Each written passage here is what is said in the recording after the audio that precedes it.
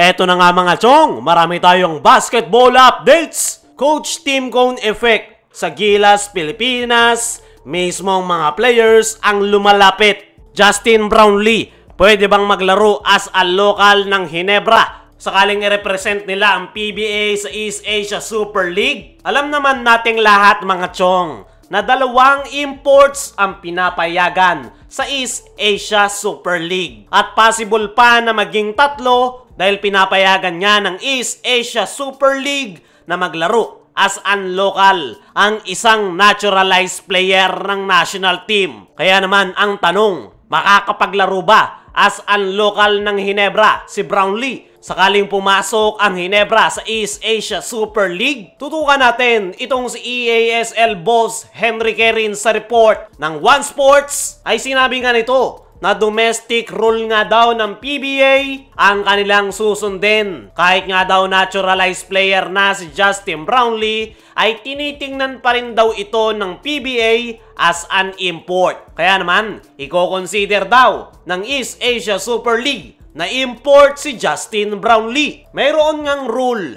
ang East Asia Super League kung saan pinapayagan nila na maglaro ang dalawang imports kasama ng isang naturalized player or Asian heritage. Sumatotal, tatlong imports ang pwedeng maglaro sa East Asia Super League. Pero nagkaka-conflict nga sa rules ng dalawang liga. Dagdag pa nga ng nasabing EASL boss na kung sasabihin daw ng PBA na babaguhin nila ang kanilang rule at pwede nang maglaro as an local si Brownlee, ay i-consider daw ng East Asia Super League na pwedeng maglaro as an local si Brownlee at pwede pang kumuha ng dalawang import ang Barangay Ginebra. Pero according nga daw sa rules ng PBA, ay import pa rin si Brownlee kahit pa naturalized player na ito. Ibang-iba nga ang rules ng PBA sa Japan B-League kung saan pwede nga silang maglagay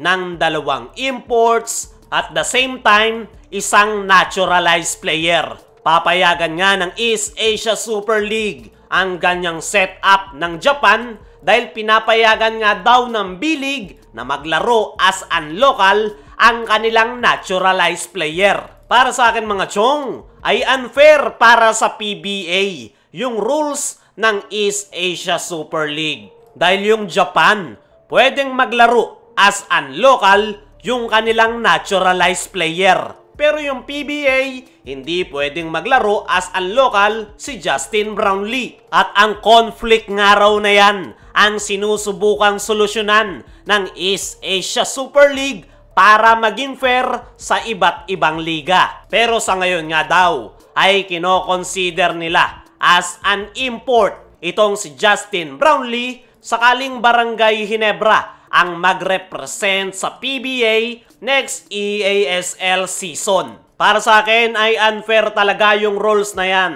ng EASL kung saan dumedepende sila sa rules ng iba't ibang liga. Mas maganda siguro na wag na silang magdepende sa rules ng iba't ibang liga. Dapat meron silang sariling rules sa East Asia Super League na kung naturalized player ay pwedeng maglaro as an local player. Para naman maging fair sa lahat ng koponan, lalong-lalo na sa PBA. Sa ngayon ay gusto ng EASL na makitang maglaro ang Barangay Ginebra sa kanilang liga. Tingnan na lang natin kung babaguhin nila ang kanilang rules patungkol sa naturalized player. Dumako naman tayo dito sa kabilang balita. Coach Tim Cone effect sa Gilas, Pilipinas. Mismong mga players ang lumalapit. Napakalaki nga ng pinagbago ng ating national team simula ng hawakan ito ni Coach Tim Cone.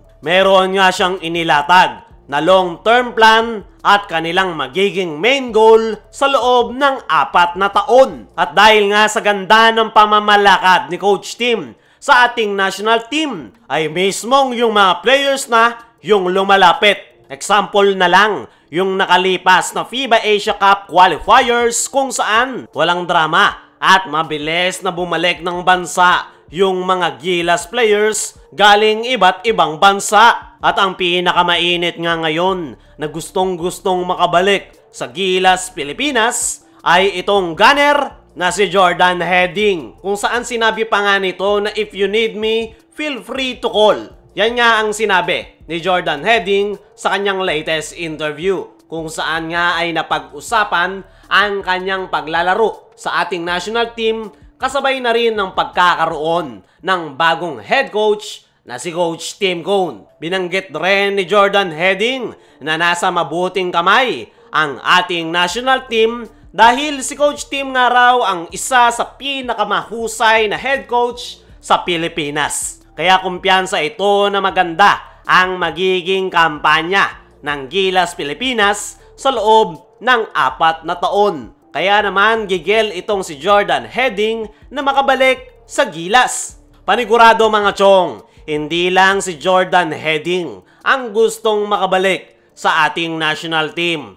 Kung noon nga mga chong ay pahirapan yung mga Gilas players na dumalo ng Gilas practice. Hindi makumple-kumpleto noong si Chot Reyes pa ang humahawak sa Gilas. Pero noong i-take over ni Coach Tim ang coaching duties, ay napakalaki ng pinagbago. At yung mga nakikita nga nating dahilan kung bakit mas gusto ng mga Gilas players na maglaro under Coach Tim Cone ay dahil respetado nga itong head coach, merong magandang sistema na triangle offense, at ang pinaka-importante sa lahat ay hindi nga nito dinadown yung kanyang mga players. Bagkus, chine-cheer up niya pa nga ang mga ito at minomotivate para ganahan na maglaro. At yan nga yung Coach Tim Cone effect sa ating national team. Kaya naman, maraming mga players ang gustong bumalik sa Gilas, Pilipinas.